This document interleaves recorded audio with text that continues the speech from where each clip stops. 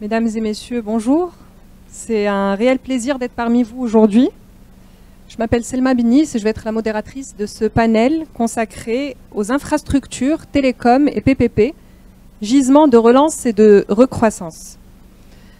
Alors en Afrique, le déficit annuel d'investissement dans les infrastructures reste jusqu'à aujourd'hui estimé annuellement à 50 milliards de dollars. Et avec l'expansion démographique rapide que connaît le continent, qui passera de 2,5 à 2,5 voire 3 milliards d'habitants d'ici à 2050, presque 2 fois plus qu'aujourd'hui, et une urbanisation croissante, les besoins en infrastructures de l'Afrique ne font que croître.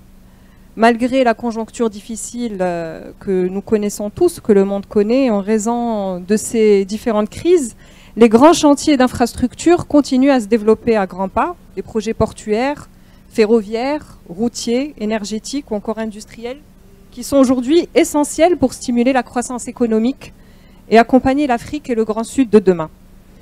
Ces projets sont accompagnés par un développement rapide des télécoms, ce qu'on appelle l'infrastructure soft. Ces derniers ont connu une évolution fulgurante en Afrique depuis les années 2000.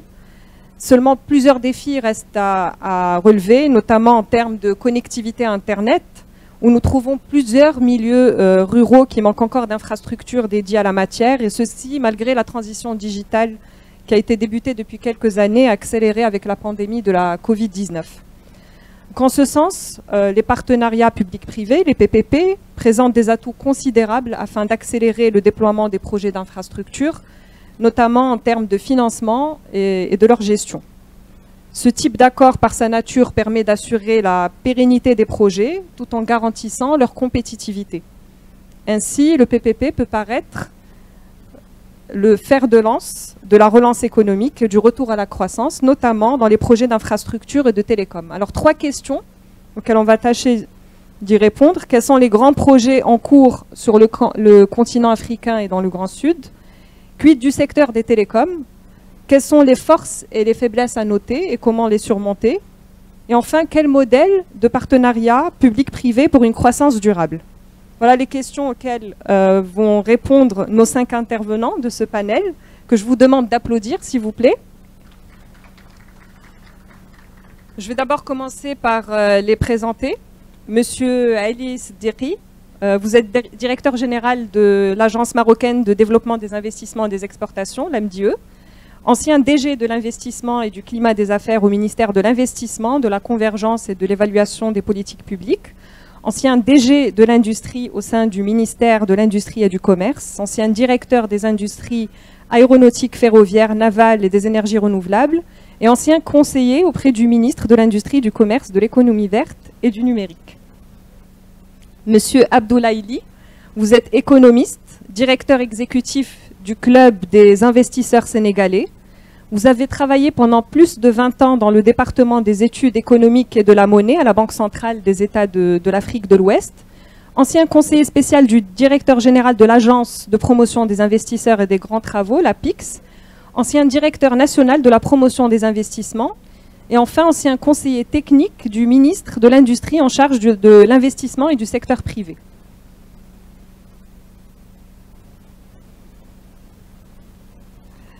Monsieur Marc Tessier-Dorfeuille, fondateur et directeur général de l'agence spécialisée dans la communication institutionnelle et le lobbying comme public. Vous avez lancé sous la forme de clubs des Think et Do Tank. Ce sont des lieux de rencontre et d'échange sur plusieurs thématiques, notamment les PPP, d'où la naissance du club PPP Med-Afrique, le club PPP Maroc, Mauritanie et Mali. Monsieur Abdou Diop, manager partner de Mazars Maroc, membre du board de Mazars en Afrique et Moyen-Orient, et vous êtes en charge notamment du business développement du groupe dans cette région. Et depuis 2013, vous êtes président de la commission Afrique de la CGM, le patronat marocain. Vous avez essentiellement travaillé les 30 dernières années au Maroc et sur le continent africain avec des entreprises, des institutionnels, des gouvernements, sur des stratégies ou des politiques de développement, et puis accompagner également l'expansion de plusieurs entreprises marocaines en Afrique. Et enfin, M. Mohamed Hamidouche, président fondateur du cabinet de conseil spécialisé dans le conseil, la stratégie, la mobilisation de ressources et l'intermédiation commerciale Inter-Africa Capital Group, Vous êtes également vice-président de l'ASMEX, consul honoraire du Cap-Vert au Maroc, vice-président de l'Union des consuls honoraires à Casablanca. Vous avez consacré votre carrière riche de plus de 40 ans au développement économique et social du continent, où vous êtes ancien représentant résident régional du groupe de la BAD à Londres, au Caire, à Tunis et au Sénégal, et ancien président du comité permanent sur la revue et la mise en œuvre de la stratégie de la décentralisation de la BAD. Je vous souhaite à tous la bienvenue. Nous pouvons maintenant passer à la première session de questions. Je vais demander à chacun de vous de limiter son temps de parole, s'il vous plaît, entre 3 à 5 minutes pour permettre d'aborder la thématique dans sa globalité et à tout le monde un petit peu de pouvoir donner son point de vue. Monsieur Abdoulaili, je vais commencer par vous. Compte tenu aujourd'hui que les sujets d'infrastructure sont essentiellement portés par les États et les pouvoirs publics, et face aux enjeux qui existent aujourd'hui en ce qui concerne le cadre législatif, institutionnel, la réglementation, les compétences, la gouvernance, les sujets de financement, comment est-ce que vous voyez le rôle de l'État, des États africains, et comment peuvent-ils faire pour faire émerger et mettre en œuvre de nouveaux projets d'infrastructures qui ont du sens et qui feront la croissance de demain?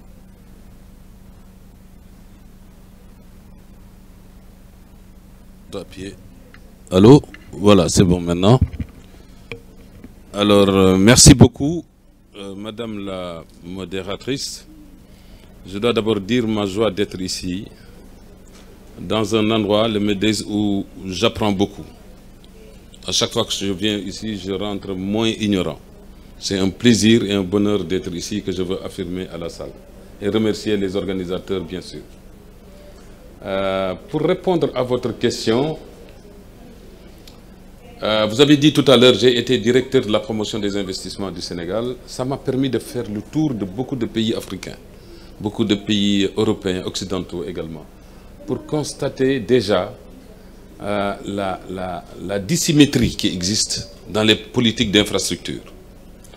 Ce qu'on constate en Afrique, c'est des faits révélateurs de certaines situations qui méritent une prise en charge publique. C'est pour ça que votre question est utile. Le rôle de l'État, vous voulez dire. Je vais commencer par citer des choses à ne pas faire si on veut développer l'infrastructure. Je vais plutôt commencer par ne pas faire ce qu'il ne faut pas faire, qui m'a beaucoup frappé et qui est commun à l'ensemble des pays africains. Ce qui m'a frappé, c'est que quand on a un besoin d'infrastructure, normalement, quand on a besoin d'infrastructure, on a besoin d'argent, on a besoin de liquidité, on a besoin d'un système financier performant pour prendre en charge les dépenses liées aux infrastructures. Sachant que les infrastructures et l'industrie sont les deux secteurs les plus intensifs en capital, c'est-à-dire qui demandent beaucoup plus d'argent. Alors, s'il en était ainsi, il n'est pas normal que les États plutôt, dans la majorité des pays africains, s'accaparent des ressources des banques et créent ce que les économistes appellent un effet d'éviction. C'est-à-dire la propension, le déficit public, le déficit budgétaire, l'endette et ces déficits qui amènent les États à pomper les ressources limitées des banques et à renchérir le coût du crédit tout en le rarifiant. C'est préjudiciable au secteur privé qui a le rôle d'investir dans l'industrie et dans les infrastructures. Donc, premier constat, il faut éviter cet effet d'éviction, dès lors que l'État n'est pas producteur de richesse. C'est une option du Maroc, du Sénégal, du Gabon et du Cameroun. L'État affirme dans tous les pays africains, à l'exception de l'Angola peut-être et du Mozambique, que la création de richesse est du ressort du secteur privé. Si tel est le cas, l'État n'a plus à pomper les ressources des banques qui servent à financer le développement économique. Ça, c'est la première chose. Le deuxième constat, c'est que il faut trouver les moyens d'éviter une désarticulation, disons, conjoncturelle, mais qui peut durer. Nous sortons tous d'une crise de la Covid qui a coûté cher à beaucoup d'États. Et je constate que la quasi-totalité des pays africains sont engagés dans un processus de construction de filets sociaux pour empêcher que l'effet de la Covid touche les plus vulnérables. C'est normal et c'est louable. Mais chemin faisant, les capitaux qui étaient programmés dans les infrastructures sont presque, j'allais dire, détournés sur les filets sociaux. Deuxième élément préjudiciable au développement des infrastructures. Troisième élément préjudiciable au développement des infrastructures, ce qui constitue désormais le pilier, vous en avez parlé, les PPP. Les PPP, c'est un pilier. Au Sénégal, par exemple, on a connu une expérience, on a 5 expériences réussies de PPP, mais avec des difficultés majeures. On a commencé par la traversée Dakar-Gorée. Gorée, c'est une île au large de Dakar, de 3 km. On traverse par PPP parce qu'il y a un système de délégation de services publics. Et puis, bon, c'est un privé qui fait ça pour le compte du service public. Il y a l'affermage dans la distribution de l'eau. Il y a une partie de l'aéroport à IBD. Il y a la nouvelle autoroute à péage que vous connaissez pour ceux qui sont venus au Sénégal. Tout ça, c'est PPP. Maintenant, nous sommes un pays francophone qui a reçu beaucoup d'audiences médiatiques de la France. Vous savez, beaucoup de problèmes subsistent en France. Monsieur Tessé Dorfeuille en parle là mieux que moi. Il y a un grand débat en France sur les PPP. Certains disent que c'est pas bon, c'est pas bien. Et il y a des problèmes de gouvernance, semble-t-il. Je n'en sais rien. Moi, je lis tout le temps des critiques sur les PPP en France. Et cette audience médiatique de la France est diffusée au Sénégal. Et ça rend une partie de l'opinion assez réticente au PPP. Vous voyez? Il se trouve que dans notre dernier modèle de PPP, tout n'a pas été excellent, pour dire le moins. Je vous donne un exemple très simple. On a une ligne qui quitte un point pour un autre de 50 km. Vous pouvez faire 1 heure de temps. Pourquoi? Et parce que moi, un expert des PPP m'a expliqué que, monsieur Ly, vous avez oublié de mettre une clause optionnelle dans votre contrat, c'est la clause d'optimisation du service public, du service. C'est-à-dire dire que entre Tanger et Rabat, si l'autoroute est PPP, on ne doit pas faire plus de 2 heures de temps, par la faute du concessionnaire. Alors vous voyez, donc il y a énormément de problèmes, mais il y a des leçons apprises cependant. Très bien, alors on parlera des PPP tout à l'heure. Voilà. J'aimerais deep diver dans l'expérience marocaine avec M. Ali Sderi. Le Maroc, sous l'impulsion de Sa Majesté Mohamed VI, s'est transformé ces 20 dernières années et a connu des avancées majeures en termes d'infrastructures. On est classé aujourd'hui parmi les premiers pays du continent par la qualité des infrastructures. D'ailleurs, le taux d'investissement au Maroc est parmi les plus élevés au monde, aux alentours de 30% du PIB, mais c'est porté aux 2 tiers par le secteur public. Avec la nouvelle charte de l'investissement, vous allez nous en parler, on promet de donner un coup de fouet à l'investissement et générer essentiellement de l'investissement privé. On parle de 500 milliards de dirhams d'ici à 2026. Est-ce que ça veut dire que le sujet des infrastructures au Maroc est moins prégnant aujourd'hui qu'auparavant et que le Maroc en a fini avec les grands projets? Alors non, évidemment non. Quand on voit déjà tout le chemin qui a été parcouru par le Royaume sur les 20 dernières années, grâce à la vision royale, on voit que le sujet de l'infrastructure au global est éminemment important pour le développement et l'accompagnement du développement économique du pays. Aujourd'hui, vous l'avez rappelé, le Maroc, grâce à sa politique active en matière de développement des infrastructures, a été classé, et régulièrement classé plutôt, premier sur son continent. Il y avait même une étude sur laquelle que l'on avait commandé qui montrait que le niveau relatif des infrastructures au Maroc était 3 fois supérieur à son niveau de PIB, avec parfois une qualité d'infrastructure supérieure à des pays qui sont des pays européens comme le Portugal. Donc on a effectivement accompagné pendant près de 20 ans la création des conditions d'émergence de l'investissement privé au Maroc. Et c'est pour ça que le message qui est véhiculé à travers le projet de loi cadre portant sur les investissements, la charte, qui est aujourd'hui en cours d'adoption par le Parlement, prévoit justement d'accompagner davantage le secteur privé pour qu'en bout de compte, on arrive à avoir un investissement qui est créateur d'emplois pérennes dans des secteurs productifs. Parce que l'infrastructure, ça génère évidemment de l'emploi, c'est une condition nécessaire à la création de ces emplois pérennes, mais le taux d'emploi créé par niveau d'investissement est moins important que celui de l'investissement privé. Mais on avait besoin de ces 20 ans pour créer les conditions de l'émergence. Ça a été évidemment soutenu par un ensemble de grandes stratégies nationales sous la conduite de Sa Majesté. Et on a aujourd'hui, comme je le disais, les moyens de pouvoir développer une industrie pérenne. On a le port de Tanger-Med qui est, on le rappelle, le plus grand port de Méditerranée, le plus grand port du continent africain et le 23e dans le monde. Et bien, sans cette infrastructure, par exemple, on n'aurait pas eu un des autres grands projets qui a été permis à travers la vision du souverain, qui est Renault. Vous voyez la connexion immédiate. Et bien aujourd'hui, on se dote d'un nouveau cadre législatif qui va permettre d'encourager le secteur privé à prendre le relais. Et ça a été également le message qui a été transmis à l'occasion du discours d'ouverture du Parlement. C'était de dire maintenant, voilà, il faut que vous vous engagiez à pouvoir créer les emplois, faire les investissements qui vont permettre de financer aussi la politique sociale du Royaume. Très bien, merci beaucoup. Monsieur Tessier, ma question est pour vous. L'Afrique, le continent, a un immense retard et un besoin de rattrapage sur ses infrastructures, surtout face à l'enjeu de l'expansion démographique rapide et l'urbanisation.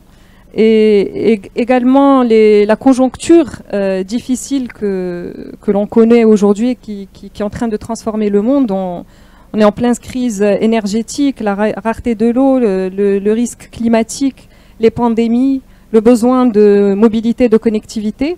Aujourd'hui, si on parle priorité, de quelle infrastructure a besoin de façon prioritaire le continent pour traverser cette crise? Alors, il y a encore à peine quelques années, tout le monde disait que la priorité pour l'Afrique, c'était l'énergie. Et puis, depuis quelques temps, on parle aussi en Afrique et en Europe, la priorité, c'est l'eau. On pourra certainement un jour se passer de pétrole, on ne pourra jamais se passer d'eau. Donc des priorités, il y en aura plusieurs. Et là, on parle de priorités vitales, énergie et eau, les infrastructures. Alors ce matin, j'ai beaucoup aimé ce qu'a dit un professeur, parce qu'il a dit le parallèle entre l'économie et les échanges et la paix, il est évident, et pas d'économie sans infrastructure. Donc on voit quand même que la boule est importante et que l'enjeu est immense. Mais très souvent, quand on parle d'infrastructure, on pense d'abord et avant tout aux infrastructures économiques. En négligeant, c'est pour ça que je réponds aussi à votre question, les infrastructures sociales et d'accompagnement. Bien sûr que pour développer les échanges économiques, il faudra des ports, des aéroports et des routes.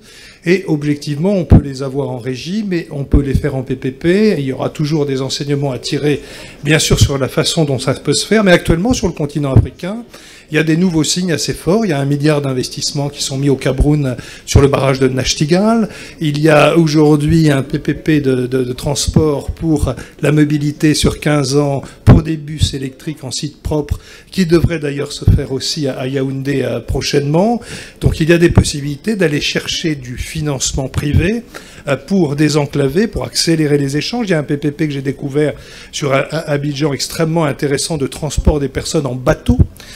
Parce que faire le tour de la ville, c'est 2 heures, comme avant de prendre l'autoroute ou faire le tour de Dakar. Avant l'autoroute, c'était aussi 2 heures de transport. Et en bateau, c'est 10 minutes. Bon, il y a un moment, l'acceptabilité, même pour les populations, de payer 400 francs CFA pour traverser et gagner 2 heures par jour, devient une évidence. Donc, les priorités sont multiples, de plus en plus complexes. Et on peut peut-être, pour ne prendre qu'un sujet qui me semble très important aujourd'hui, pour le Maroc, qui lance sa première usine de dessalement à Agadir, mais qui pourrait faire le lien aussi avec l'énergie, parce que c'est maintenant une intime conviction dans la façon dont je vois les choses évoluer, c'est que l'eau dessalée va coûter cher aux populations, mais tout le monde sait qu'on avance ces jours-ci sur l'hydrogène par ailleurs.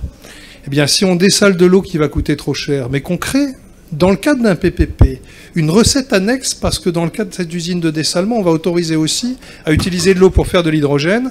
À l'arrivée, l'eau pour les populations coûtera moins cher parce qu'on aura trouvé des recettes annexes. Donc je crois qu'il faut regarder les choses de manière globale. Très souvent, le PPP est connu et compris par les ministres comme des PPP d'investissement sur le PPP marchand.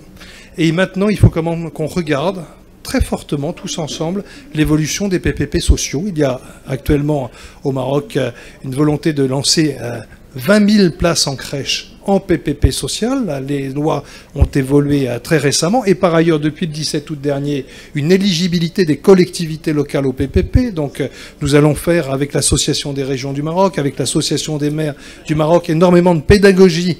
Parce que moi, mon job, il est que les administrations, elles restent. Les élus, ils passent dans tous les pays du monde.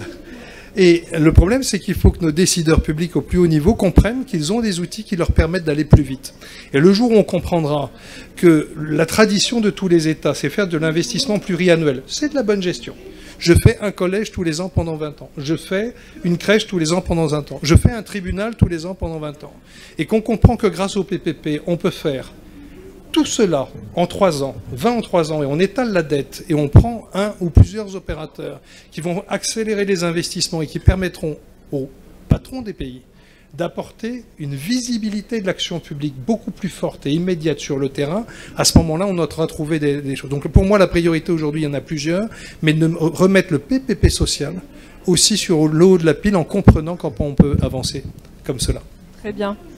On va deep diver sur un secteur en particulier qui représente plutôt l'infrastructure soft. C'est le secteur des télécommunications, qui a longtemps été perçu comme un secteur moteur pour la croissance africaine. Il apparaît comme la technologie la plus adaptée face aux contraintes du continent. On a vu les 20 dernières années l'explosion de la téléphonie mobile, ensuite depuis les années 2010 des smartphones. L'Afrique est parvenue à rattraper son retard. En 2020, on a plus de 660 millions d'habitants qui disposent aujourd'hui en Afrique de smartphones. Et ce secteur a été notamment accéléré par la pandémie avec l'essor de plusieurs services numériques. On l'a vu, le e-gov, le e-commerce, le e-santé. Mais ça n'a fait qu'accentuer également la pression sur les réseaux télécoms.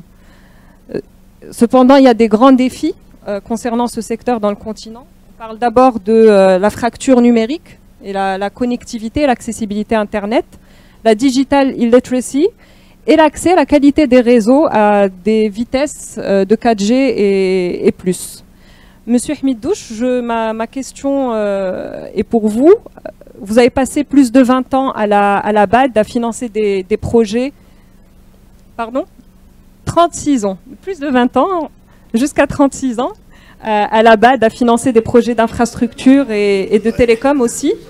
Pouvez-vous nous dresser un panorama, un état des lieux du secteur ou nous dire comment est-ce que, selon vous, les télécoms, avec les différents bouleversements technologiques, ont contribué à jouer un rôle important, notamment pour la vie des Africains? Merci infiniment. Le secteur des télécommunications a connu un développement fulgurant au cours des 2 ou 3 dernières décennies. Je me souviens dans les années 70, lorsque ici au Maroc, on demandait à Maroc Télécom de nous donner une ligne téléphonique fixe. On attendait 5 ans pour avoir la ligne. Avec le téléphone cellulaire, aujourd'hui nous avons 10 téléphones, 10 smartphones à la maison. Vous êtes 5 personnes, chacun a 2 téléphones. Alors vous imaginez ce développement incroyable qu'a connu ce secteur des télécommunications. Alors effectivement, j'ai été invité, plutôt associé à la réalisation de nombreux projets de télécommunications. On a commencé à financer des centrales électriques.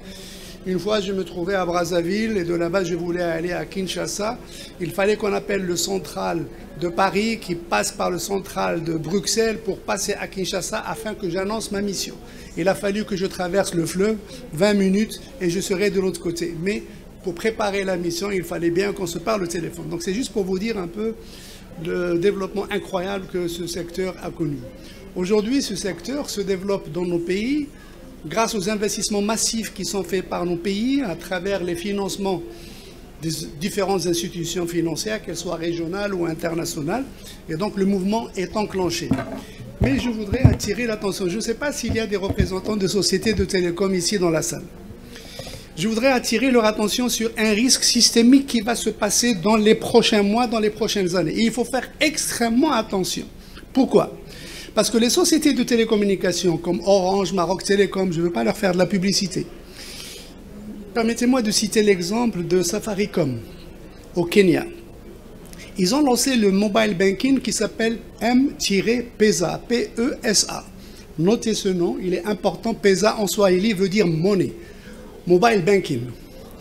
Le volume du chiffre d'affaires que réalise cette société dépasse le produit national brut du Kenya. C'est pour vous dire qu'il a connu un développement incroyable. Alors là, la société civile est en train de se mobiliser pour attaquer cette société, pour lui dire, vous avez une holding où il y a deux branches. La branche télécom d'un côté et la branche finance de l'autre côté. Or, la branche finance qui amène de l'argent à cette société n'est pas sujette au contrôle de la Banque centrale du Kenya. Donc, on les pousse à créer une institution financière autonome du volet télécommunication. Et ça va arriver chez nous ici. Ça va arriver partout. Donc, je lance une alerte à ces sociétés pour qu'elles se préparent.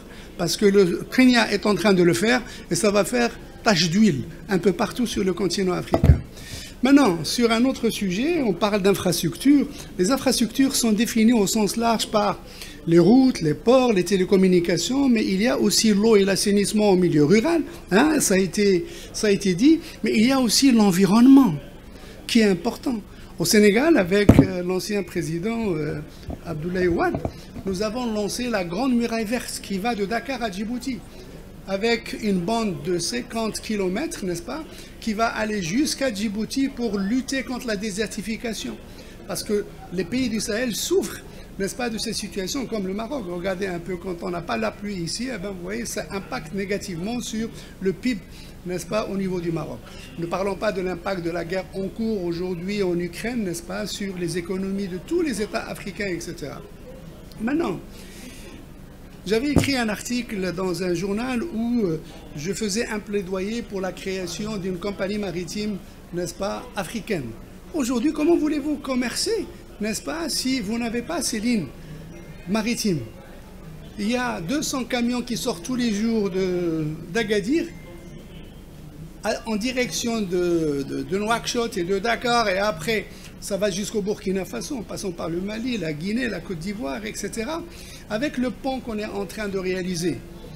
Notre ami Lee a mentionné le pont sur les infrastructures portuaires.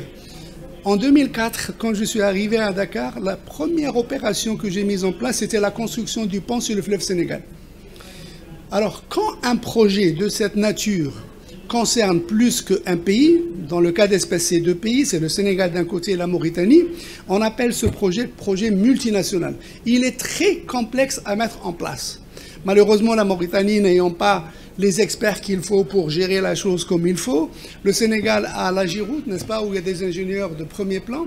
Ce n'est que récemment qu'ils ont installé l'agence d'exécution du projet côté Rosso Mauritanie, et le projet a démarré. Donc le marché a été attribué à une société chinoise. On avait prévu une enveloppe de 100 millions de dollars. Finalement, les Chinois ont fait une offre de 45 millions de dollars. Vous voyez, quand vous faites la compétition, hein, ça revient moitié prix. Donc le chantier est installé. Bientôt, on va avoir donc ce pont sur le fleuve Sénégal. La BAD et le fonds Africa 50 aussi financent à hauteur de 500 millions de dollars. Alors c'est immense. Un autre pont sur le fleuve Congo entre Brazzaville et Kinshasa, mais il y aura aussi une partie ferroviaire, plus le volet route. Maintenant, la construction des routes, oui, il faut désenclaver les pays. Nous avons 16 pays désenclavés aujourd'hui, n'est-ce pas, sur le continent africain. Et ça, c'est un véritable défi. Donc la coopération sud-sud, le partage des bonnes pratiques, n'est-ce pas? Il ne faut pas aller chercher l'expertise en Corée du Sud. On l'a ici au Maroc, on l'a au Sénégal, on l'a, n'est-ce pas, dans les autres pays.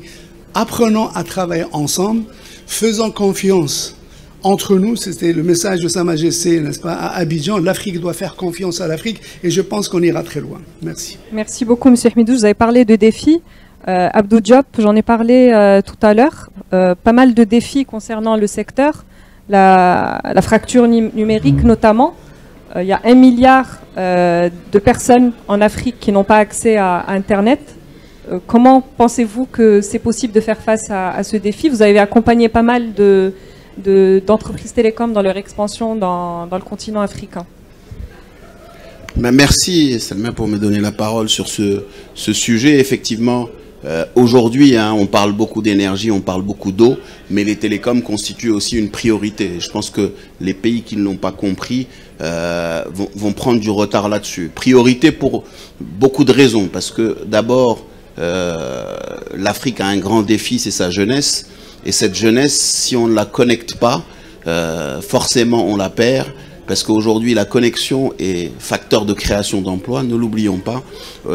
Aujourd'hui, on l'a dit, on parle de M-Pesa, la connectivité permet l'inclusion, la connectivité permet de créer l'emploi. Le nombre de startups sur le continent est phénoménal, donc c'est un enjeu majeur. Et bien sûr, la connectivité est aussi, ne l'oublions pas, un facteur qui permet de corriger un certain nombre de déficits que nous avons. Aujourd'hui, on l'a vu dans certains pays où on applique la télémédecine, des déficits de médecins sont couverts par la connectivité parce qu'on arrive à consulter à distance. Des déficits de profs sont corrigés par la connectivité. Donc, c'est un enjeu qui est aussi important que l'énergie, aussi important que l'électricité. Maintenant, que l'eau. Maintenant, comment faire pour aller de l'avant? Je pense que on a des exemples hein, qui sont très frappants, ce que Liquid Telecom est en train de faire sur le continent pour justement connecter les différents pays, créer de la fibre un peu partout. Donc il y a un certain nombre de sociétés nationales africaines qui sont en train de contribuer à la connectivité d'un certain nombre de pays. Mais il faut quand même que les États jouent le jeu. Quand je dis les États jouent le jeu, il faut consacrer des budgets, apporter, parce que la connectivité, qui dit connectivité, dit aussi l'outil d'accès, dit la digitalisation de l'administration, dit aussi les villes connectées. Et là, il y a un grand rôle que l'État doit jouer pour digitaliser l'administration, pour apporter, aujourd'hui on a des pays qui mettent en place dans l'éducation des programmes, un étudiant, un ordinateur, donc il y a vraiment un véritable engagement que les États doivent avoir. Et encore une fois, on le disait, quand on discutait en aparté tout à l'heure avec un certain nombre de personnes, aujourd'hui, la digitalisation de l'administration est également un facteur de réduction de la corruption sur beaucoup de pays du continent. Donc, très clairement, l'investissement dans les télécoms doit être une priorité dans tous nos pays, parce que ça va corriger beaucoup de tard, ça va permettre de relever un certain nombre de défis sur le continent. Lorsqu'il n'y a pas de moyens, il faut recourir aux solutions dont tout le monde a parlé. À un moment, aujourd'hui, sur de la fibre optique, on peut faire des PPP sur de la fibre optique. C'est quelque chose qui est... ça fait partie des secteurs les plus rentables en termes de PPP, des plus faciles, parce que tous les acteurs sont prêts à investir dedans. Donc, il faut trouver des solutions innovantes pour connecter les uns et les autres, et surtout avoir la volonté, parce que quelquefois, il y a beaucoup d'États qui voient une menace dans cette connectivité. On l'a vu lorsqu'on a eu un certain nombre de, je dirais, de révolutions. Le premier réflexe est de couper la connexion, de couper l'accès au réseau, ce qui est en soi assez dangereux parce que ça veut dire que on a peur de ce qui vient de l'extérieur. Mais la jeunesse aujourd'hui est tellement connectée qu'on ne peut pas lui couper l'accès à Internet, on ne peut pas lui couper un certain nombre de choses. Il est essentiel aujourd'hui que les États en soient conscients. Donc je dirais, c'est un secteur qui peut-être a beaucoup de défis en termes d'investissement, mais la chance que nous avons, c'est qu'il y a une appropriation de l'outil un peu partout à travers le continent. Il y a des innovations fortes qui sont mises en place. Il y a du contenu local qui est en train d'être développé. Donc il faut qu'il y ait une vraie prise de conscience des États que dans les priorités, c'est pas une seconde priorité, ça fait partie des premières priorités, comme l'eau, comme l'accès à l'eau, comme l'accès à l'électricité. Et aujourd'hui, je veux dire, ça fait partie des droits humains. Hein. On ne peut pas ne pas être connecté. Donc, il y a des solutions et je pense qu'il est important qu'on puisse, en tant qu'État, l'intégrer dans les priorités du pays. Donc voilà un peu ce que je voulais rajouter sur ce secteur. Merci beaucoup Abdou. Alors effectivement, vous avez tous parlé de PPP, de l'importance de ce type de contrat, surtout qu'on a une population africaine qui est de plus en plus exigeante par rapport à avoir un service public de qualité et performant. On a aussi une expansion démographique, on l'a dit, une urbanisation croissante. Et du coup, la solution plébiscitée à chaque fois, c'est les PPP. Mais si on deep dive davantage sur ce sujet-là, Marc, vous êtes un spécialiste des PPP. Les PPP, ça existe depuis longtemps en Afrique, mais on a eu, vous l'avez dit tout à l'heure, une pandémie qui est arrivée et qui a un petit peu fait changer la façon de voir les choses.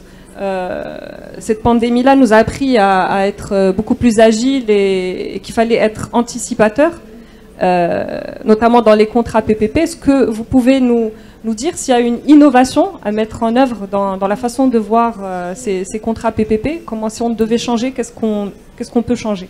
Comment est-ce qu'on peut innover? D'abord, pour ne prendre que cette pandémie, ça fait des années qu'on parlait de certains PPP, notamment les PPP aéroportuaires. Et la croissance prévue de 5% par an du trafic aéroport sur le monde entier, et sur l'Afrique en particulier, était une évidence. Et qui aurait imaginé que les avions seraient cloués pendant un an au sol? Personne, dans aucune perspective, d'aucun contrat sur les risques pris par celui qui allait faire la concession de l'aéroport. Donc cette pandémie, elle nous oblige tous à se reposer beaucoup de questions sur les prises de risques, parce que ce qui est arrivé là peut arriver demain différemment et peut recommencer. Donc, et ça, c'est vrai que c'était un très très gros choc. Moi, tout le monde me disait, il n'y a aucun risque. PPP dans un aéroport, 5% de croissance assurée, tout le monde va prendre, tu modélises, tu regardes combien ça coûte, tu sais combien il y a de passagers, combien d'avions, et puis tu lances ton aéroport, tu le donnes en exploitation, tu le prends. Un très très grand groupe Vinci a arrêté d'aller dans les parkings, parce que comme on interdit aux voitures d'aller dans les villes, ils se sont dit, tiens, on va tout mettre dans les aéroports, puis paf, vous vous tapez une pandémie comme celle-là. Vous avez raison, ça nécessite d'être résilient et de voir les choses différemment. Donc les PPP marchands continueront toujours d'exister, les banques seront là, et on considère que c'est bancable, c'est pas difficile, même s'il y a des risques qu'on n'avait pas pu voir. Là où j'attire votre attention vraiment, c'est sur le PPP social, notamment en matière d'imagination. Le PPP, contrairement au marché public, il permet d'avoir des recettes annexes. Et quand on n'a pas d'argent, au nord ou au sud, parce qu'on a tous des dettes inimaginables, la France est la première aujourd'hui après la pandémie, on a au moins du foncier de temps en temps. On en parlait tout à l'heure avec mon ami du Sénégal. Pendant des années, chez nous, les domaines, c'est ceux qui avaient l'autorisation pour le ministère des Finances de vendre, on vendait du foncier. On vendait les bijoux de famille, c'est comme ça que l'on disait historiquement. Et puis le foncier remontait au sommet, et souvent, du moins l'argent remontait, et n'allait pas nécessairement dans les projets, et trop souvent allait payer les fonctionnaires. Je n'ai rien contre payer les fonctionnaires, mais vendre du foncier pour payer les fonctionnaires, c'est comme s'endetter pour payer les fonctionnaires. Il y a un moment, il y a des limites au risque et à l'absurdité. Et donc ce foncier, il est disponible aujourd'hui. Et là où j'aimerais qu'on ait de l'originalité, de la capacité à repenser les choses, c'est se dire, si j'adossais mon foncier avec un bail emphytéotique administratif pour 30 ans, ici à Tanger, à Rabat, au Sénégal, ce qui s'est fait d'ailleurs au Sénégal, à Diamniadio, sur les ministères, et je dis, je vous donne, au lieu de vous vendre un terrain pour que vous fassiez votre hôtel, je vous fais un bail emphytéotique de 30 ans. Mais en échange, je vous fais un loyer pas trop cher, mais vous me construisez l'école ou l'université qui est à côté. Et en prime, bien sûr, vous allez m'entretenir et maintenir le bâtiment public pendant la durée de votre concession de l'hôtel, qui au bout de 30 ans, de toute façon, est amorti, avec un intérêt. Le foncier revient 30 ans après à l'État, alors que si on l'a vendu, il n'y a plus rien. Donc ça, c'est là que j'aimerais que les imaginations bougent, parce que je le dis, notamment sur les PPP sociaux, il y a du foncier disponible dans tous les États, et de plus en plus, le mètre carré dans les capitales est extrêmement cher. Alors ça, c'est pour les infrastructures, pour les capitales ou pour les sous-préfectures. Il va falloir trouver d'autres solutions ailleurs, mais là aussi, par exemple, je pense qu'il faudrait... Moi, je préférerais, mais c'est pas moi qui me substitue aux décisions des États, entre un immense hôpital en centre-ville, ou 10 maternités et cliniques dans les sous-préfectures, si j'étais président de la République, je sais ce que je déciderais. Si en plus on donne le mode d'emploi et qu'on va aller chercher des fonciers disponibles, on peut trouver des solutions. Donc il faut repenser les choses très différemment d'ailleurs. Bien sûr que les PPP marchands continueront d'exister. Il y a de l'argent qui est disponible. Et tu as raison sur le numérique. C'est un bien commun aujourd'hui indispensable pour l'éducation, pour la santé, pour la connexion de tous. Avec un risque que j'ai commencé à lire quand même sur le continent africain, qui est le même chez nous en France, c'est la cybersécurité. C'est attention, on devient hyper fragile à tous les gens qui veulent vous racketter quand on a du numérique. On l'a connu ces jours-ci sur un hôpital où on a très clairement demandé 10 millions de rançon. L'hôpital a dû repasser au papier. Donc ce qui nous arrive au nord arrivera demain aussi avec cela. Et j'entendais ce matin ce qui a été dit sur la construction de l'Union africaine pour avoir une armée africaine. Cette armée, elle devra aussi faire la cybersécurité africaine.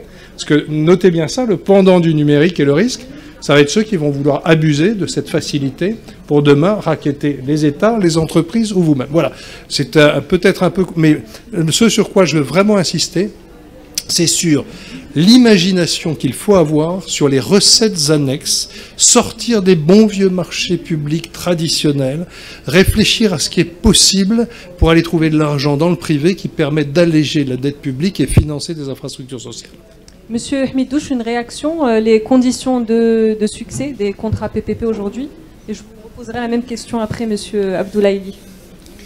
Moi, je regrette surtout qu'en Afrique, on n'a pas développé un secteur privé national assez fort pour s'impliquer dans la réalisation de ces PPP. Alors, grosso modo, les investisseurs internationaux qui viennent chez nous en Afrique choisissent à peu près 5 à 6 pays, grosso modo, avec 2 ou 3 secteurs, les télécoms, l'énergie, le pétrole, le gaz, etc. Le reste, personne n'en parle. Alors, je faisais des conférences à Dakar et ailleurs, et le secteur privé sénégalais me reproche à la BAD, de ne soutenir que les projets qui sont initiés par des investisseurs internationaux. Je leur ai dit, c'est faux. C'est ouvert à vous. Où est-ce que vous êtes? Donc, le niveau du capital détenu par le secteur privé africain n'est pas suffisamment important pour pouvoir réaliser des projets comme ça. Alors, si je peux me permettre de citer le cas spécifique du projet de l'aéroport international Blaise Diagne, que j'avais financé à l'époque. L'île l'a mentionné comme l'autoroute à péage, Dakar-Diamniadio. C'était un projet où j'étais impliqué dès le départ. Nous avons créé une taxe de développement des infrastructures aéroportuaires dont le montant était de 25% que payait chaque passager lorsqu'il prend l'avion pour aller à l'étranger et 1 € s'il veut aller à l'intérieur du pays.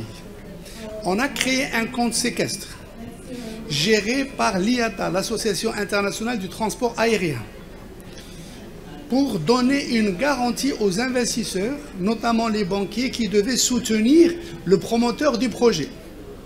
Alors c'était une société saoudienne qui a été retenue pour démarrer les travaux.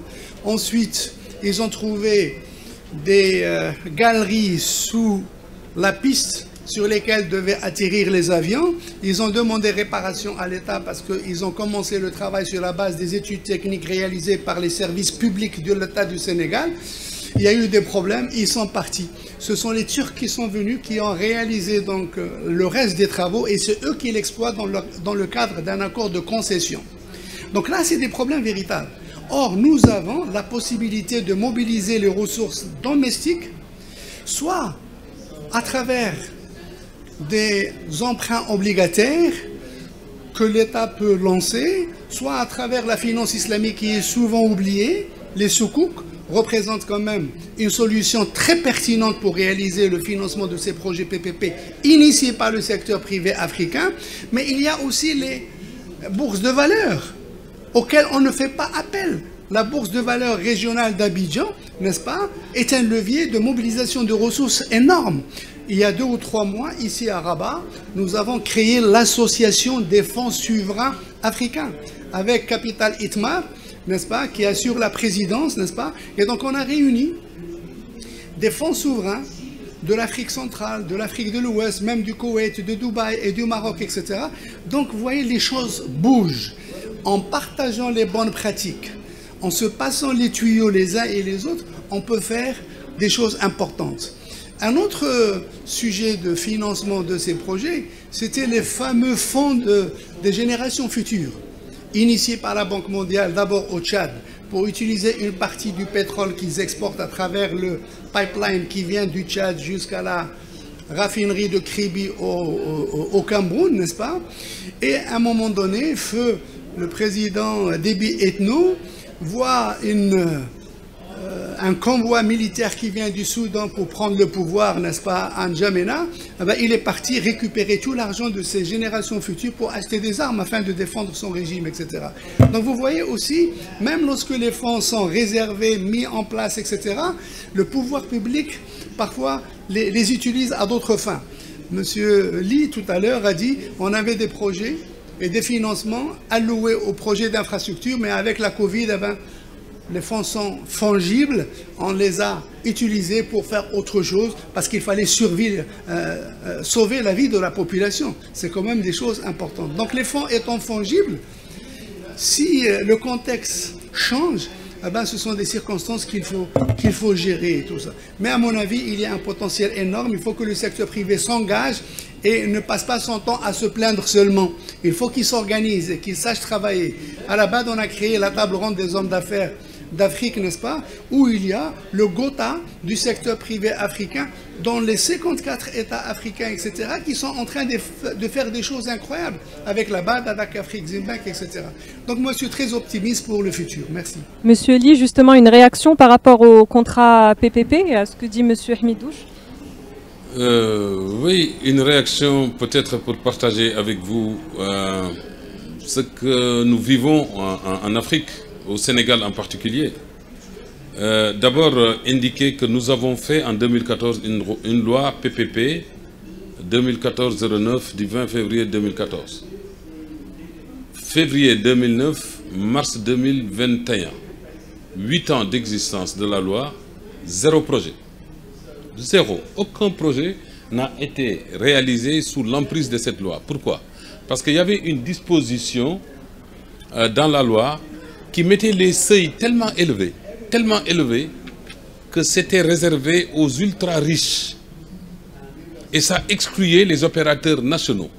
Qui plus est, ça demandait la réalisation des projets dans les territoires, qui attirent rarement les investisseurs directs étrangers. C'est un phénomène que vous vivez au Maroc. Moins qu'au Sénégal, mais c'est un problème qui existe dans tous les pays africains. C'est-à-dire la faible affectance des investissements directs étrangers pour les profondeurs du pays. Donc ça fait émerger le secteur privé national qui, lui, malheureusement, au terme de la disposition sur le seuil de 50 milliards à mobiliser, ne peut pas venir. 750 millions d'euros.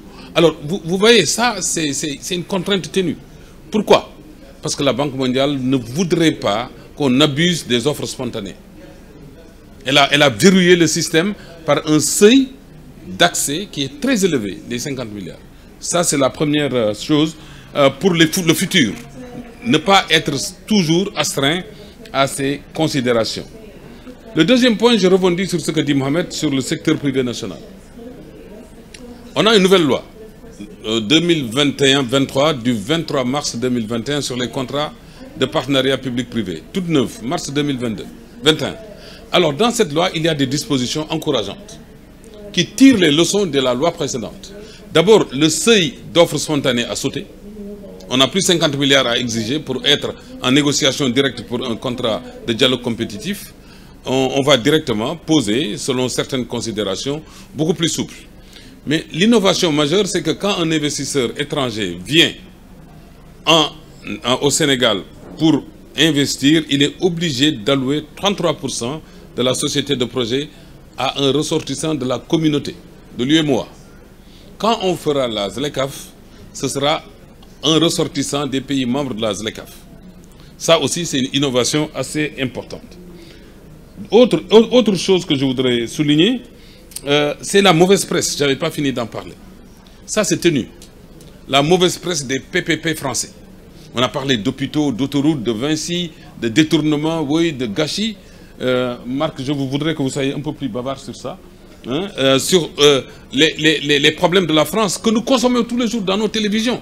Moi-même, tous les jours, je vois ça. Mais alors, moi qui m'occupais des PPP au Sénégal, je me suis dit, mais comment on va faire si on passe toute notre vie à écouter ça? Ils vont dire que les PPP ne valent rien. Et c'est arrivé, des députés se lèvent, ah non, non, non, non, non, on ne veut pas des PPP, vous voyez ce qui se passe en France, alors qu'ils n'en savent rien du tout.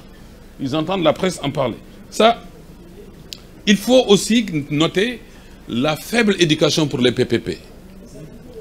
Au Sénégal, ce n'est qu'il y a 2 ans qu'il y a des modules de formation à l'université et des instituts de modules dédiés au PPP. Mais c'est encourageant, c'est venu un peu tard, mais il y a un faible ancrage de l'éducation pour les PPP.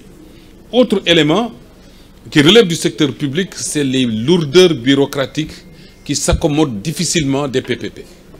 Les PPP veulent des célérités administratives.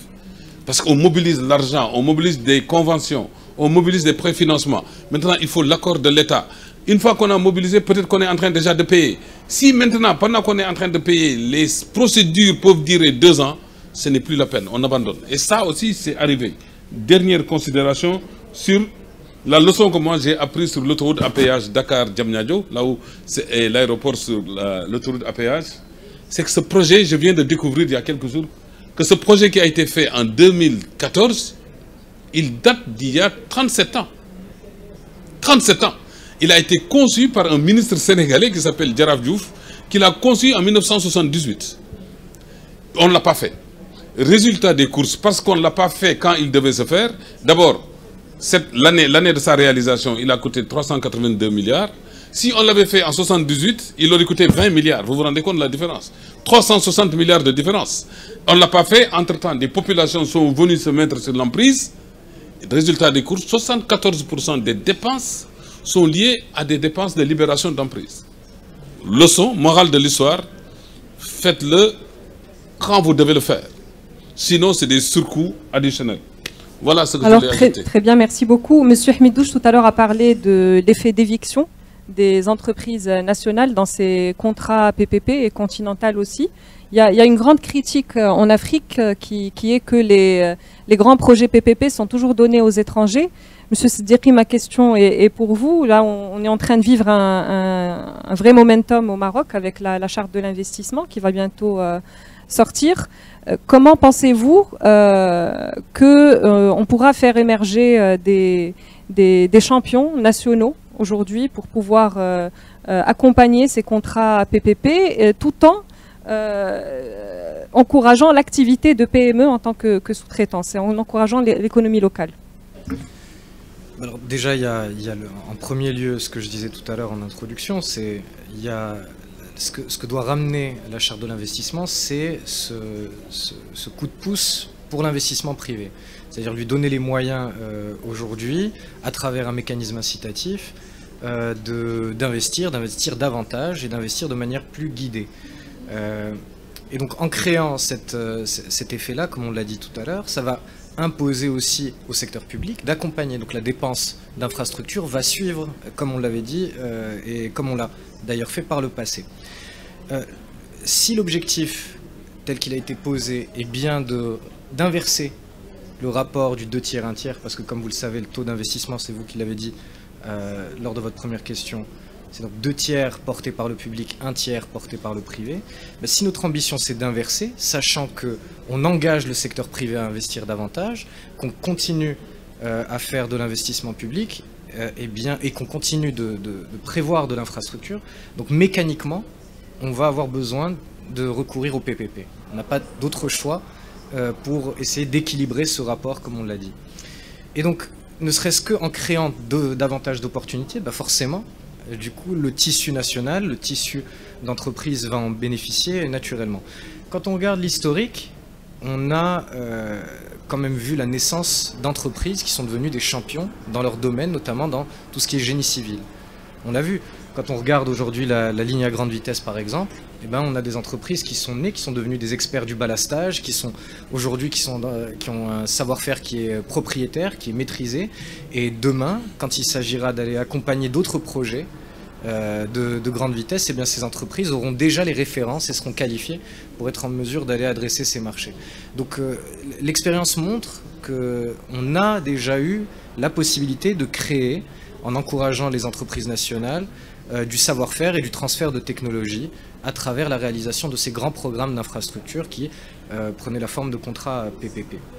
Il y a ensuite il y a la question de la maturité du tissu. Donc j'ai bien aimé l'exemple qu'a donné M. Hamidouche en disant mais nous en fait nos contrats, nos opportunités elles sont ouvertes à toutes les entreprises et on ne vous impose pas justement, ce sont des appels d'offres et venez, mais où êtes-vous et quelle qualification avez-vous pour pouvoir répondre à ce projet-là? Il faut avoir une certaine maturité et c'est pour ça que je le disais encore une fois, cette vision qui a permis d'avoir des infras, des grands plans nationaux pour développer de l'industrie, a créé, en fait, on a réussi à créer de la spécialité, des métiers de spécialité dans le pays, mais tout ça prend du temps. Le plan d'accélération industrielle qui est venu après le plan émergence, le pacte national pour l'émergence industrielle, ça a permis d'identifier des écosystèmes, à l'intérieur de ces écosystèmes industriels, d'identifier des métiers qui sont des métiers manquants. Et donc la politique publique était essentielle puisqu'elle nous a dit voilà quels sont les savoir-faire et métiers qui manquent. On a ramené des investisseurs qui les ont installés au Maroc. Ces entreprises ont formé des gens qui ont ensuite essaimé, créé leurs propres entreprises. Donc tout ça, c'est effectivement un programme qui prend énormément de temps. Mais force est de constater que ces métiers sont devenus des métiers maintenant marocains, portés par des entreprises locales, qui sont elles-mêmes aujourd'hui à même de répondre sur des grands projets qui sont initiés par l'État, que ce soit à travers le contrat PPP ou à travers même une dépense publique qui aurait une spécification technique complexe. Donc il y a eu vraiment une conjonction de phénomènes, mais tout ça prend énormément de temps. Et puis il faut au préalable avoir identifié quels sont les métiers qui sont à développer, comment développer cette industrie localement, parce que quand on parle de PPP, on parle de projets. Généralement, si on parle des grands projets d'infrastructure, pas nécessairement des PPP sociaux comme l'exemple a été pris, mais aussi, puisqu'une station de dessalement, par exemple, ça demande aussi un savoir-faire particulier. Eh bien, ça demande, comme je le disais, du temps, mais surtout du volontarisme politique et l'identification au préalable des métiers qui doivent être développés. Et donc, dans le cas du Maroc, on l'a vu, on a été en mesure de créer, d'identifier ces métiers, de les développer et ensuite de les dupliquer sur des grands projets. Le pont à Auban, qui est un ouvrage technique, a mobilisé des compétences marocaines. On a pris le TGV, Tangemed est un exemple. Aujourd'hui, on a TMSA Engineering, qui est une équipe de compétences extraordinaires qui rayonne à travers le continent et qui a appris dans le cadre du projet de Tangemed. Donc voilà, tout ça pour dire que c'est possible et que le PPP est un moyen de développement de ce tissu d'entreprises locales et de champions, et c'est un faiseur de champions national pour moi. Merci Monsieur Sderi. Il y en a un qui n'a pas beaucoup parlé, c'est Monsieur Diop. Je suis désolée, je suis obligée de lui passer la parole. Ce qu'on va faire, si vous voulez rajouter quelque chose, on va faire un tour de table conclusion pour chacun, et chacun pourra compléter. Monsieur Diop, vous jouez un rôle de diplomatie économique pour le Maroc dans le continent africain. Je vais vous poser exactement la même question. Ce que vous pensez justement de cet effet d'éviction et comment est-ce qu'on peut contourner ça et créer des champions, là pour le coup, continentaux? Oui, tout à fait. Je pense que le sujet a été bien abordé et tracé. Il est important et je rejoins un peu ce que tout le monde dit. La base, c'est l'existence de secteur privé national. Hein. Vous savez, aujourd'hui, beaucoup de pays africains malheureusement pêche par l'absence d'un secteur privé fort. Quand on voit l'histoire de la création du club des investisseurs sénégalais dont Abdoulaye Ly est directeur, je pense que ça fait partie aussi de cette volonté de construire un secteur privé fort, parce que c'est sur la base de ce secteur privé fort qu'on crée des champions. Bien sûr, ce secteur privé fort doit, et Ali l'a si bien dit, doit avoir ce relais public qui lui permet de se renforcer et d'avoir ses champions. Et il ne faut pas avoir aussi le complexe sur certains métiers techniques de pouvoir acquérir l'expertise par des partenariats. Je veux dire, on crée une station de dessalement. Si on exige un partenaire technique qui peut-être l'a fait dans beaucoup de pays, mais accompagné d'un acteur national, ça permettra justement de créer cette expertise au niveau national et ensuite de le dupliquer. Et pour cela, la coopération africaine est très importante. On a un exemple, j'avais vu Khalid tout à l'heure, de l'ONE, qui s'est construit au Maroc sur l'électrification rurale et qui après est parti prendre des concessions au Sénégal, au Cameroun, etc., pour accompagner l'électrification rurale. Donc il y a aussi cette dynamique de dire, oui, on construit des champions dans certains pays et que ces champions, après, en partenariat, créent une dynamique, et ça a été fait avec Laser, donc ils se sont... C'est des consortiums en gros, mis en partenariat avec un acteur sénégalais pour, ensemble, être un acteur sur l'électrification rurale sur le continent. Je pense que c'est très important. Il faut qu'on puisse accompagner cette dynamique en mettant ensemble nos ressources et en aidant à développer. Et Ali a parlé aussi de TME, donc Tanger Med Engineering. Aujourd'hui, sur beaucoup de projets sur le continent, on peut citer aussi le cas de ADM Project, sur beaucoup de projets sur le continent, ces acteurs qui se sont musclés et qui ont vraiment appris au Maroc, grâce à l'accompagnement de l'État marocain, aujourd'hui ont une certaine expertise qui leur permet de se déployer sur le continent et d'aider un certain nombre de pays à mettre en place aussi cette dynamique de concession. Donc je pense qu'il faut qu'on soit conscient que il y a des sujets d'expertise, et sur ces sujets d'expertise, ben forcément, si on ne l'a jamais fait, il faut faire appel à l'extérieur. Mais quand on fait appel à l'extérieur, il faut pouvoir, en tant qu'acteur public ou autorité délégante ou concessionnaire, de pouvoir inscrire l'obligation d'avoir du contenu local pour que justement le local apprenne. Autre élément aussi, qu'on puisse coopérer entre pays africains. Il y a un élément qui est très important, c'est quelquefois l'origine du financement qui pousse à aller vers un certain nombre d'acteurs, mais maintenant de plus en plus sur le continent africain, on met aussi en place des mécanismes de financement, que ce soit dans des dynamiques comme le Fonds Mohamed VI, ou encore des dynamiques plus continentales comme l'Afrexim ou la Banque africaine de développement. Mais il faut qu'on ait cette volonté aussi sur le continent de pouvoir travailler ensemble sur nos champions. Liquid Telecom, ben, ils sont en train de travailler sur la côte Est, la côte Ouest, sur l'Afrique australe, parce qu'ils ont acquis leur lettre de noblesse et maintenant les gens commencent à avoir confiance. Et il se trouve que quelquevrement on pêche aussi, on a dit tout à l'heure au début, l'Afrique doit faire confiance en l'Afrique. Vraiment cette maxime de Sa Majesté le Roi Mohamed VI, on se rend compte que quelquefois aussi on pêche par une absence de confiance à des acteurs du continent, alors qu'ils peuvent réaliser les choses de la manière avec les meilleurs standards internationaux. Quelquefois on va chercher un acteur à l'international parce qu'on a plus confiance, et aussi souvent on lui donne plus de concessions, c'est peut-être une redondance dans le terme, on lui donne plus de concessions qu'un acteur local, et là aussi il y a de l'effort à faire sur le continent. Alors on va passer maintenant aux questions du public. Il nous reste 25 minutes. Et puis après, on fera un tour de table avec la conclusion de chacun. Je suis désolée, on n'a pas beaucoup de temps. On est limité par le temps. On va prendre deux, trois questions du public.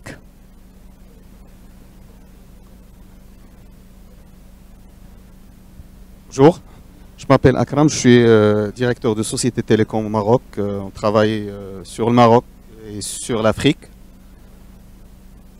J'ai une question pour M. Sderi, dont je voulais remercier pour le travail que fait l'agence l'AMDIE pour les investissements et les investisseurs marocains, et pour promouvoir les sociétés à l'étranger aussi. Merci beaucoup. Moi, j'ai une question suite au discours de Sa Majesté et à la charte qui est en train de se faire pour l'investissement. Est-ce que dans le rôle de l'AMDIE, d'avoir un rôle de créer un écosystème entre le public, c'est-à-dire l'État, et les acteurs télécoms ou les acteurs privés. Pourquoi je pose cette question? Parce que moi je suis très proche à un sujet qui est très important, et un fonds d'investissement, et qui est au Maroc depuis 1 an, qui veut faire un investissement de 600 millions de dollars, je dis très bien 600 millions de dollars, pour créer des data centers, pour ramener les GAFA, Google, Microsoft et les gros Apple. Est-ce qu'il y a dans le rôle de l'AMDIE de, on va dire, encourager le public de prendre des engagements avec les GAFA et d'adopter par exemple le cloud pour que ces investisseurs, ce fonds peut s'engager sur le Maroc? C'est-à-dire il peut investir ce montant, mais est-ce qu'il y aura demain des clients, et les gros clients c'est l'État? Eh bien évidemment, si on arrive à le faire au Maroc, ça serait très simple de le répliquer en Afrique, parce qu'il y a vraiment un gros potentiel sur l'Afrique aussi. Voilà, merci. Alors le rôle de l'AMDI, il est très clair. Le rôle de l'AMDI, c'est faire la promotion et le développement de l'investissement et les exportations. Et sur la question qui est la vôtre, c'est plutôt le volet investissement. Tout ce qui va concourir, tout ce qui va aider le fait que l'investissement puisse se faire, ça fait partie du périmètre de l'AMDIE.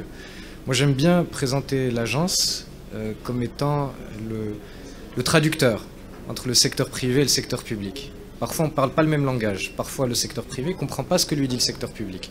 Parce que le secteur public, il a ses normes, il a sa manière de travailler, il a ses procédures. Et le secteur privé, ben, il n'a pas le temps, il a besoin d'aller vite, il a besoin d'une réponse claire. Et nous, on arrive à se faire cette connexion, cette liaison entre les deux. Et donc, pour répondre à votre question, oui, bien sûr, si demain vous me dites, aujourd'hui j'ai des porteurs d'un investissement qui est de 600 millions de dollars, et on a besoin, on cherche ensemble à aller attirer les GAFA pour venir s'installer grâce à ce data center, qui pourrait être d'ailleurs data center durable, vu le coût de l'électricité verte au Maroc, etc. Nous, on va construire le pitch ensemble, on va le préparer. On va aller voir la NRT, on va aller voir l'ensemble des partenaires de l'écosystème public, et c'est de les encourager à donner des arguments pour faire en sorte que le projet soit bancable et puis qu'il ait les clients. C'est le double rôle de l'agence en plus là, dans le cas d'espèce, puisque vous avez un, l'investissement, comment on peut encourager ces gens-là à investir localement, et deux, comment on peut encourager le fait qu'ils puissent vendre ses services et exporter en quelque sorte ces services à l'étranger. Donc oui, bien sûr, ça fait partie de notre travail, et donc ravi de vous mettre en relation avec les équipes pour essayer de réaliser cet investissement.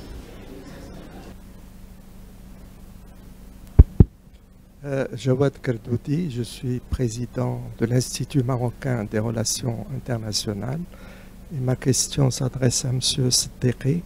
Est-ce que pour le port de Dakhla Attitude, c'est la formule PPP qui a été finalement décidée? Merci. Non, ce n'est pas été.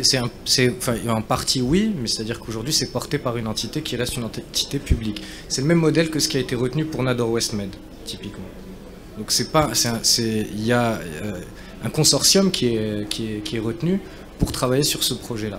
Mais là, c'est une très bonne question. Parler de Dakhla Atlantique, hein, c'est bien ça. On pourrait parler des PPP pendant des heures, il y a des gens qui sont très experts du sujet, mais c'est aussi la question de la souveraineté, l'enjeu des PPP. Quand on a la maîtrise technique, et c'est le cas du Maroc, on a appris par les savoir-faire. Bon, le port de Tanger Med, il a été classé par la Banque mondiale 3e port le plus efficace dans sa région, dans toute la région européano-méditerranéenne. Donc c'est dire si c'est un exemple remarquable de la maîtrise d'un savoir-faire dans le domaine du portuaire. Et ben, forcément, quand on arrive sur un sujet qui est aussi sensible que celui d'un grand port qui a une vision, qui fait partie d'une stratégie de développement global, ben, il y a un enjeu de souveraineté. Et on sait encadrer en plus des grands consortiums qui viennent faire ces ports-là. Donc si le financement est sécurisé et que l'engagement est pris, ben, on n'a pas forcément besoin d'avoir recours au PPP. Par contre, sur d'autres sujets qui ne sont pas nécessairement des sujets de souveraineté, pour lesquels on peut soulager la dépense de l'État, je pense que c'est au contraire, il faut aller encourager la réalisation de PPP. Et aujourd'hui, on le voit bien. Comme on l'a dit, on a déjà investi énormément. On a déjà mis, l'État marocain a mis énormément pendant 20 ans. Et puis c'est un constat que tous les citoyens font. Quand ils vont à travers le Maroc, on voit que le niveau d'infrastructure est élevé. On va continuer d'investir. Mais il faut pouvoir soulager le poids de ces investissements pour pouvoir financer la politique sociale. Et on reboucle avec les échanges qu'il y a eu avec nos experts. Donc c'est une bonne question qui interpelle plus globalement sur la souveraineté. Et puis dans le cas d'un port qui est aussi stratégique, qui a une vision d'encourager le commerce sud-sud, conformément à la vision royale, je pense qu'on peut difficilement se passer et le mettre en concession. Il me semble que ce n'est pas le projet aujourd'hui. Une autre question pour un autre intervenant cette fois-ci, pour laisser M. Seddeqi respirer.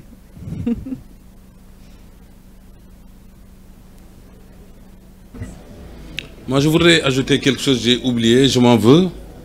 Dans mon propos, j'ai voulu gagner peut-être du temps. Mais c'est de faire un plaidoyer inspiré par la guerre en Ukraine et la Covid, sur le champ des investissements. Moi, la leçon que j'en tire, c'est une exigence de souveraineté africaine. Pour deux raisons.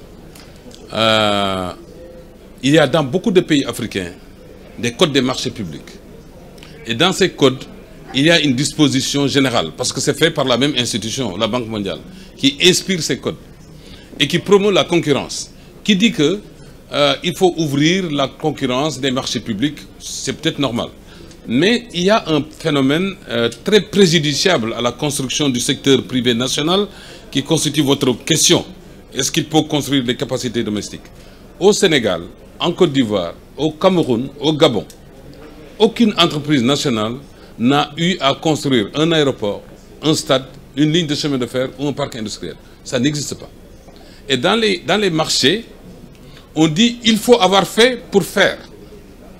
Alors si ces entreprises n'ont jamais fait ça, ils ne feront jamais. Parce qu'il faut avoir fait pour qu'on vous donne le marché. Ça, c'est un problème. Et ça m'a amené à être discourtois avec l'agent judiciaire de l'État qui défendait cette position au Sénégal une fois. Moi, je lui dis que est-ce que vous êtes cohérent, vous croyez avec ce que vous dites? Il m'a dit si. J'ai dit dans ce cas, j'espère que vous donnerez votre fille quand un homme qui a déjà été marié. Ça a fait rire tout le monde. Plus sérieusement, je crois qu'il est important de s'inspirer du modèle chinois en la matière. Le patriotisme. Parce que il y a des leçons très fortes que nous avons apprises là-dessus. C'est le secteur privé africain, je ne dis même pas sénégalais, mais africain, qui prendra certains risques dans les territoires, j'en ai parlé. C'est les banques qui financent certains projets très risqués. On a l'expérience de l'université de Dakar. Le gouvernement voulait qu'on implante une banque à l'intérieur de l'université. Toutes les banques, les 18 banques sénégalaises de l'époque ont refusé. On dit non, il n'en est pas question, parce que les étudiants font la grève, ils vont tomber, ils vont casser la banque. Et bien figurez-vous qu'il y a une seule banque, Ecobank, une banque africaine, détenue qui est venue s'installer et qui gagne 2 millions d'euros de bénéfices chaque année. Et les autres ont regretté. Deuxième exemple, l'autoroute à péage. Je parle sous le contrôle de Mohamed, c'est une banque marocaine, la CBAO, à Tijari. On avait lancé un appel aux banques pour venir donner 6 milliards de CFA. Elles ont refusé. Attijari est venu, ils ont mis 6 milliards. Ils ne le regrettent pas. Et ils veulent recommencer. Parce que maintenant, ils ont la primauté de l'investissement. Dernier exemple, tout dernier, la Chine. Le président chinois, en 1969, il s'appelait Mao Zedong.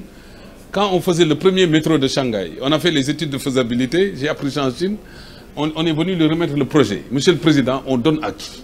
Dites-nous à quelle entreprise on donne, parce qu'il n'y a pas de code de marché en Chine. Il a donné une réponse qui est restée célèbre dans les annales de l'investissement.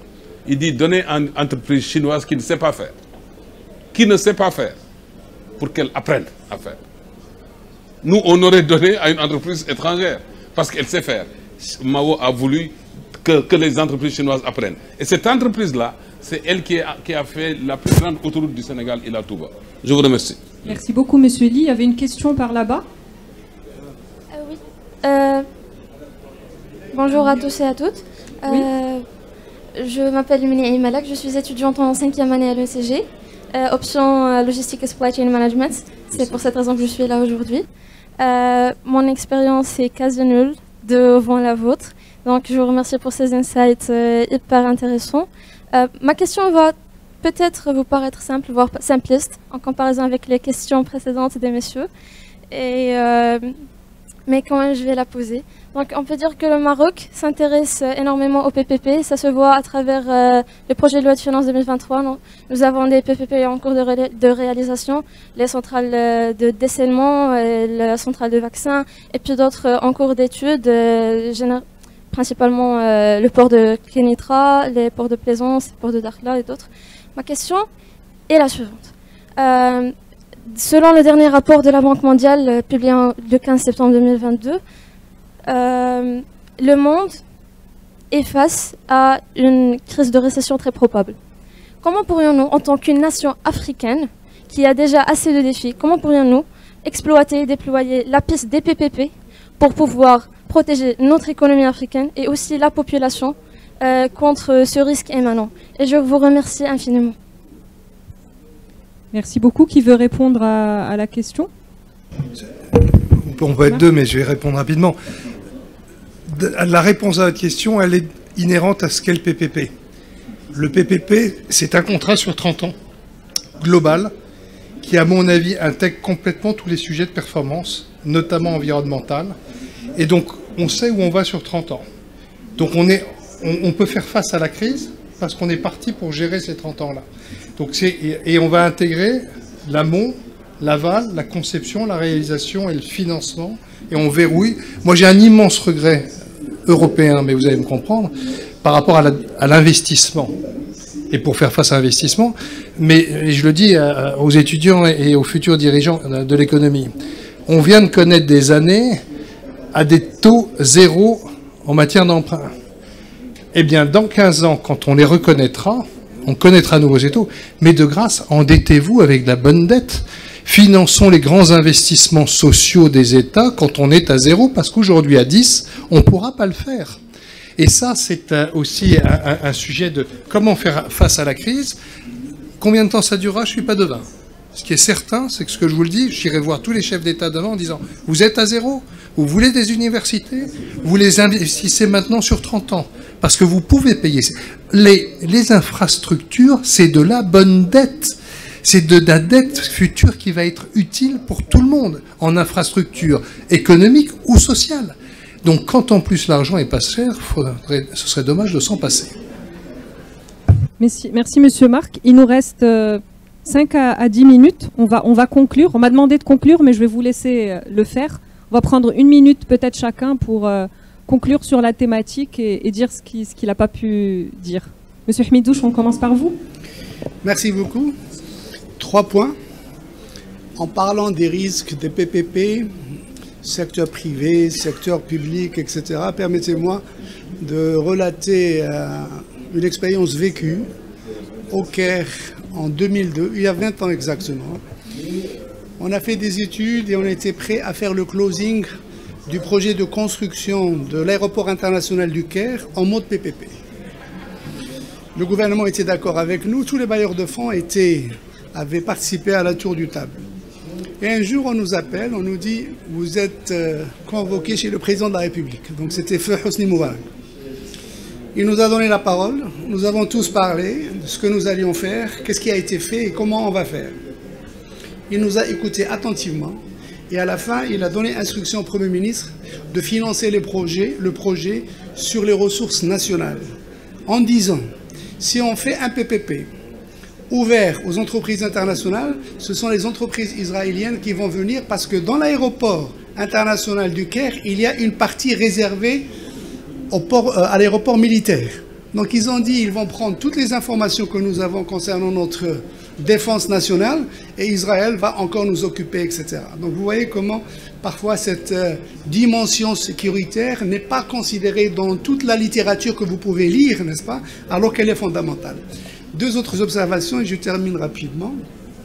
Premièrement, dans beaucoup de pays aujourd'hui, on commence à adopter une loi sur le local content, le contenu local. Je ne pense pas, et là je parle sous le contrôle de Sissadeki, de nous dire si au Maroc, oui ou non, on a une loi sur le contenu local. Je ne l'ai pas vu. Tout ce que vous avez dit à propos de l'écosystème automobile où nous avons encouragé les PME à apporter une valeur ajoutée qui a atteint plus de 60% aujourd'hui dans le sous-secteur de l'automobile, c'est quelque chose de très important. Mais à Dakar, En Mauritanie, aujourd'hui, parce qu'ils vont commencer à exploiter le gaz et le pétrole l'année prochaine, ils ont adopté des lois sur le contenu local qui permettent de faire appel aux entreprises locales pour faire un certain nombre de choses.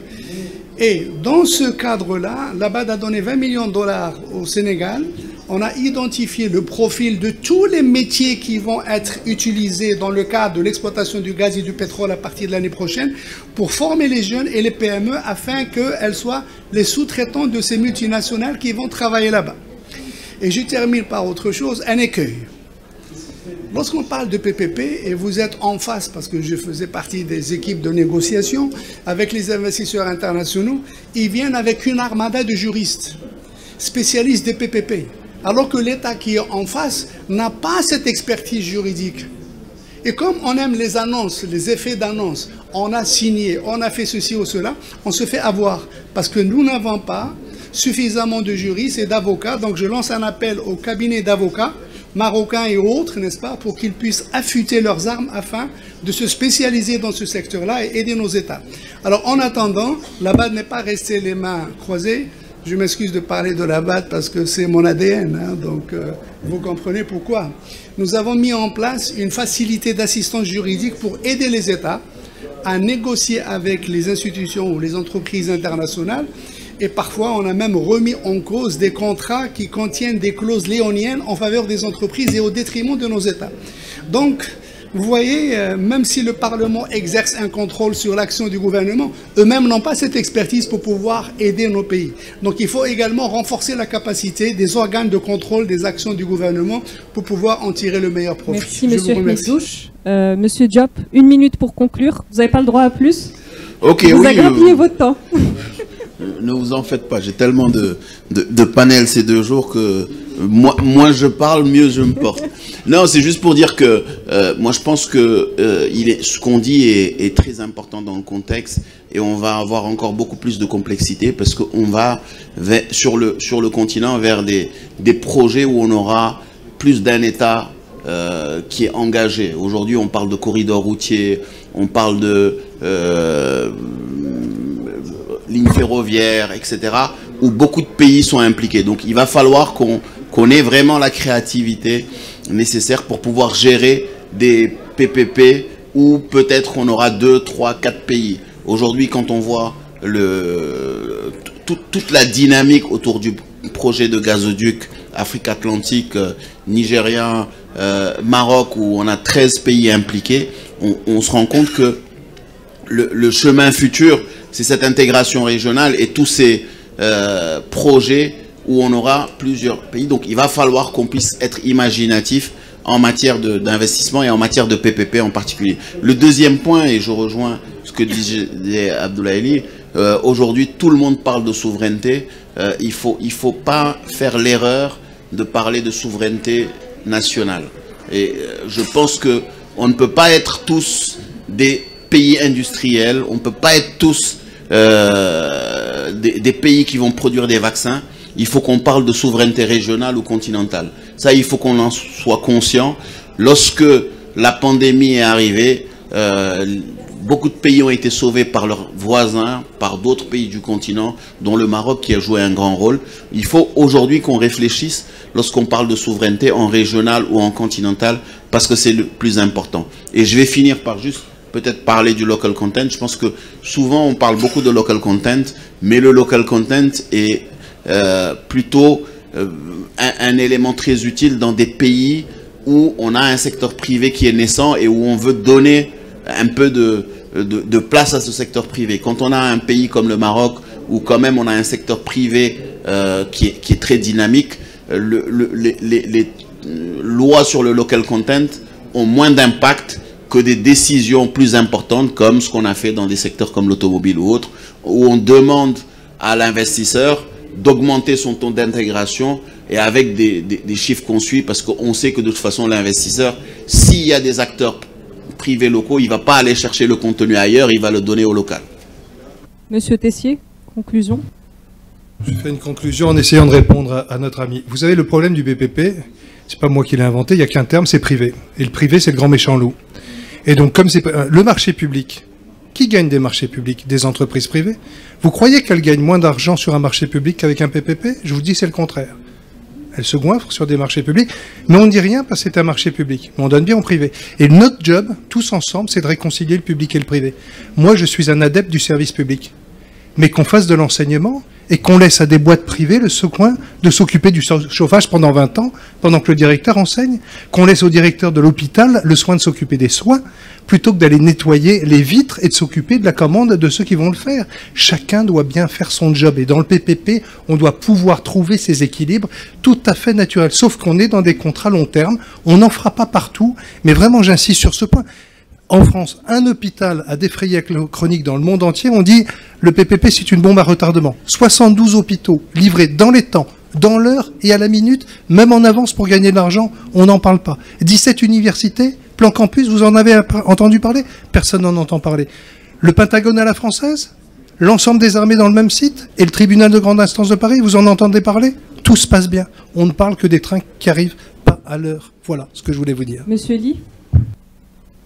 Oui, moi aussi, je vais essayer de tenir en 1 minute, en invitant pour les PPP d'un caprice des PPP, c'est la discipline collective.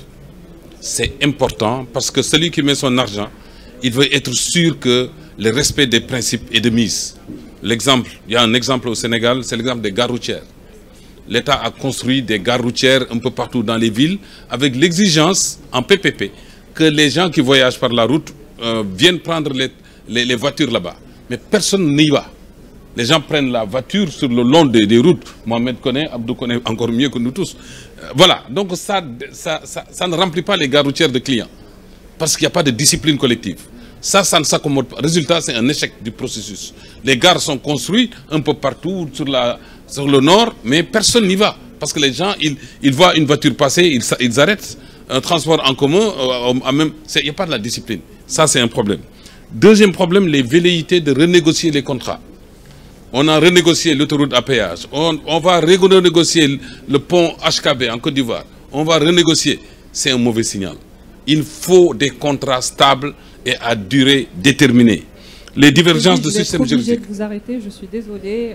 On doit passer à la prochaine session. Ok. Monsieur Sideri, d'accord, je comprends très bien. D'accord. Je suis désolée. Je vous en prie. Vous voulez rajouter quelque chose?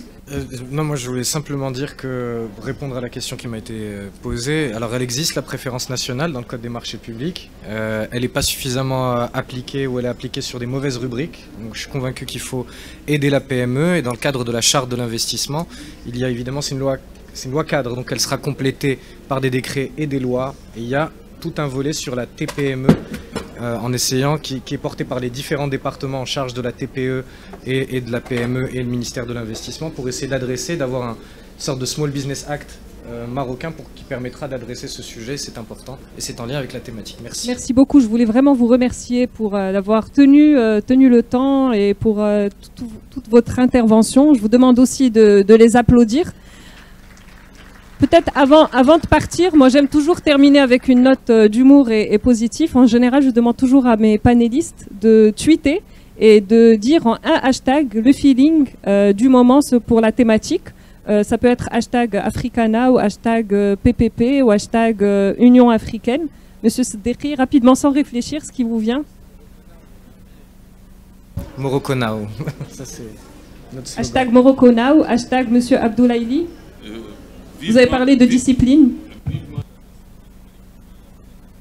Très bien. Monsieur Tessier. Hashtag super rencontre sympa. Super. Monsieur Diop. Hashtag souveraineté africaine. Monsieur Hamid Douche. Hashtag intégration africaine. Très bien. Merci beaucoup à tous. Merci de nous avoir accompagnés pendant ce panel et à très très bientôt.